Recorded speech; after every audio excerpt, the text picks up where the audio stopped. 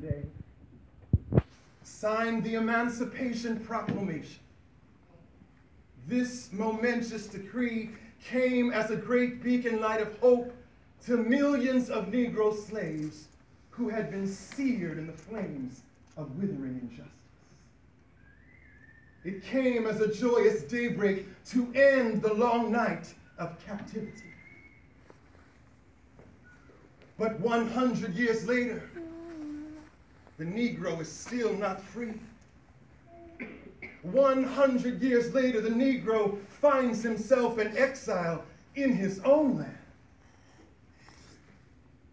And so we have come here today to dramatize this shameful condition. We have come to this hallowed spot to remind America of the fierce urgency of now. Now is the time to make real the promises of democracy. Now is the time to lift our nation from the quicksands of racial injustice to the solid rock of brotherhood. Now is the time to make justice a reality for all of God's children. There are those who are asking, when will you be satisfied? We will not be satisfied as long as the Negro is the victim of the unspeakable horrors of police brutality.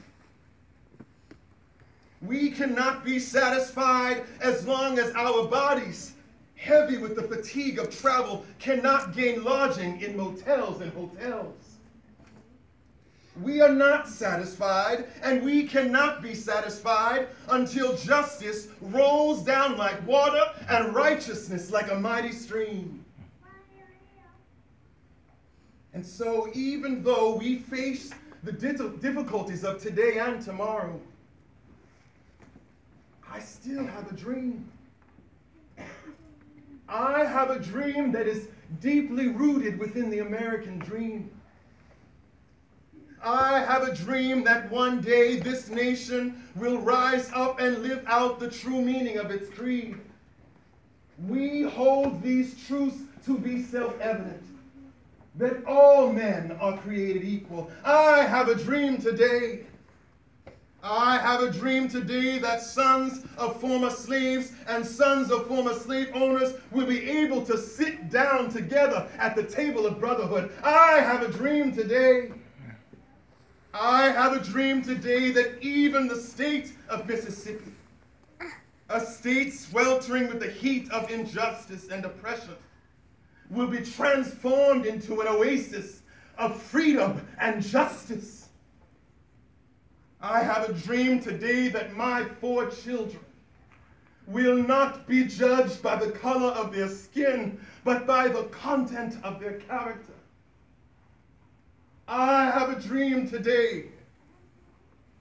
I have a dream today that little black boys and black girls will join hands together with little white boys and white girls and walk together as sisters and brothers. I have a dream today. I have a dream today that one day every valley shall be exalted. Every hill and mountain will be made low. The rough places will be made plains, and the crooked places will be made straight. And the glory of the Lord will be revealed, and all flesh shall see it together. Amen. This is our hope. This is the faith that I return to the South with. With this faith, we will be able to hew out of the mountain of despair a stone of hope. With this faith, we will be able to transform the jangling discords of our nation into a beautiful symphony of brotherhood. With this faith, we will be able to walk together, to sing together, to pray together, to go to jail together, to stand up for freedom together, knowing that one day we will all be free. This will be the day when we can sing with new meaning. My country, 'tis of thee, sweet land of liberty, of thee I sing. Land where my fathers died, land of the pilgrim's pride. From every mountainside let freedom ring. And if America is to become a great nation, then this must first become true. So let freedom ring from the heightening Alleghenies of Pennsylvania. Let freedom ring from the prodigious hilltops of New Hampshire. Let freedom ring from Stone Mountain of Georgia. Let freedom ring from Lookout Mountain of Tennessee. From every hill and molehill of Mississippi, from every mountainside, let freedom ring. And when we allow freedom to ring, when we allow it to ring from every village and every hamlet, every state and every city, we can speed up that day when all of God's children, black men and white men, Jews and Gentiles, Protestants and Catholics, can sing in the words of that old Negro spiritual, free at last, thank God Almighty.